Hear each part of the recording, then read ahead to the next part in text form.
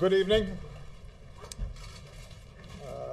There are still some very important votes to be taken by members of Congress, but I want to announce that the leaders of both parties in both chambers have reached an agreement that will reduce the deficit and avoid default, a default that would have had a devastating effect on our economy.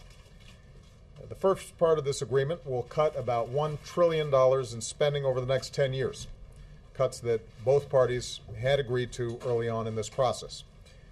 The result would be the lowest level of annual domestic spending since Dwight Eisenhower was president, but at a level that still allows us to make job-creating investments in things like education and research. We also made sure that these cuts wouldn't happen so abruptly that they'd be a drag on a fragile economy. Now, I've said from the beginning that the ultimate solution to our deficit problem must be balance. Despite what some Republicans have argued, I believe that we have to ask the wealthiest Americans and biggest corporations to pay their fair share by giving up tax breaks and special deductions. Despite what some in my own party have argued, I believe that we need to make some modest adjustments to programs like Medicare to ensure that they're still around for future generations. That's why the second part of this agreement is so important.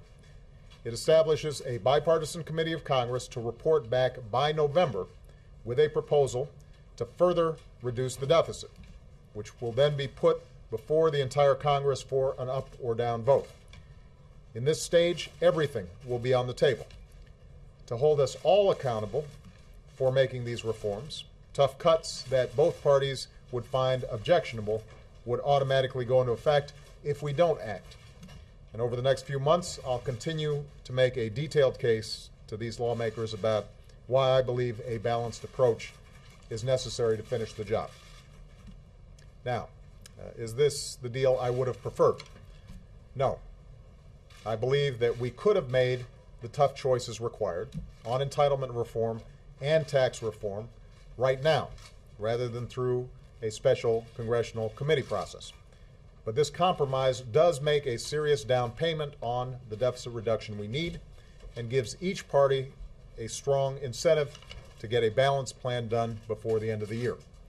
Most importantly, it will allow us to avoid default and end the crisis that Washington imposed on the rest of America.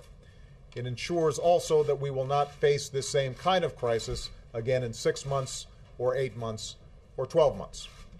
And it will begin to lift the cloud of debt and the cloud of uncertainty that hangs over our economy. Now, this process has been messy. It's taken far too long. I've been concerned about the impact that it has had on business confidence and consumer confidence and the economy as a whole over the last month. Nevertheless, ultimately, the leaders of both parties have found their way toward compromise, and I want to thank them for that. Most of all, I want to thank the American people. It's been your voices, your letters, your emails, your tweets, your phone calls that have compelled Washington to act in the final days. And the American people's voice is a very, very powerful thing. We're not done yet. I want to urge members of both parties to do the right thing and support this deal with your votes over the next few days. It will allow us to avoid default. It will allow us to pay our bills. It will allow us to start reducing our deficit in a responsible way. And it will allow us to turn to the very important business of doing everything we can to create jobs, boost wages, and grow this economy faster than it's currently growing. That's what the American people sent us here to do, and that's what we should be devoting all of our time to accomplishing in the months ahead. Thank you very much, everybody.